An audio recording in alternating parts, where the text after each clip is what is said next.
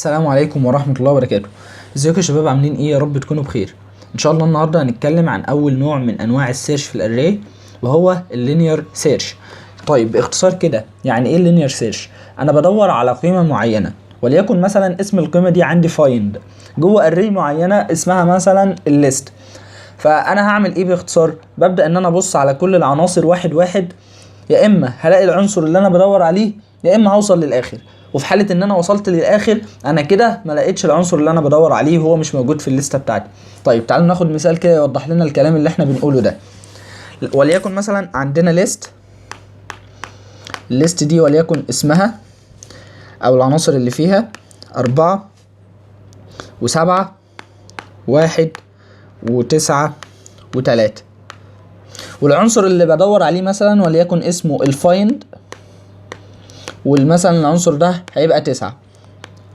طيب باختصار كده انا بعمل ايه في اللينير سيرش؟ انا باجي اعمل تشيك على اول عنصر عندي وهو الاربعة، بشوف هل العنصر ده هو العنصر اللي انا بدور عليه؟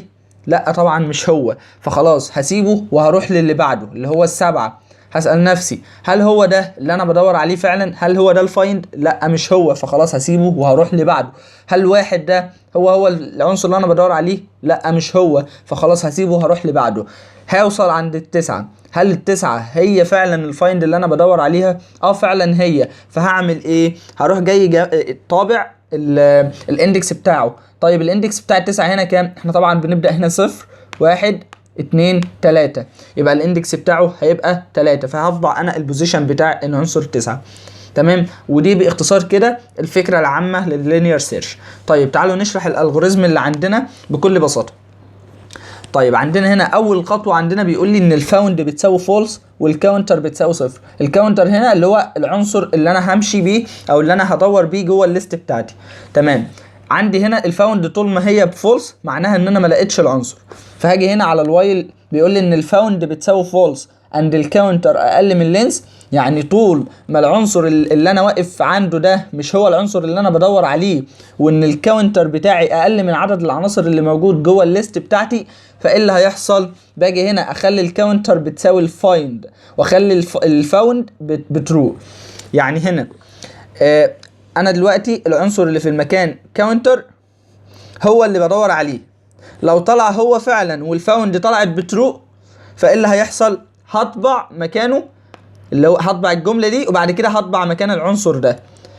حلو، فانا هنا اهو نعيد تاني، انا واقف على الكاونتر هنا هو اللي بدور عليه، لو طلع هو فعلا وطلعت الاجابه هنا بترو، فايه اللي هيحصل؟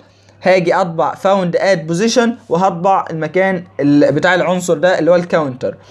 طيب باجي هنا الالس، هنا بقول له لو العنصر اللي بدور عليه ما طلعش هو، يعني لو انا هنا طلعت الاجابه عندي فولس وما طلعش هو العنصر اللي بدور عليه، فانا هروح للعنصر اللي بعده وابدا ان انا برضو ايه، اشوف هو ده العنصر ولا لا.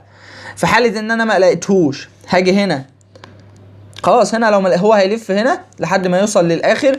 في حاله ان انا ما لقيتهوش بقى، اللي هو الشرط اللي عند الاف اللي تحت، فهنا بيقول لي لو الفاوند بفولس زين، اللي هو انا خلاص وصلت للاخر وما لقيتش العنصر بتاعي، فخلاص هطبع له جمله الايتم نوت فاوند، معنى كده ان العنصر اللي انا بدور عليه مش موجود جوه الليست عندنا. وباختصار كده ده اول نوع من انواع السيرش واللي هو اللينير سيرش، وان شاء الله هنكمل بقيه الانواع. والسلام عليكم ورحمه الله وبركاته.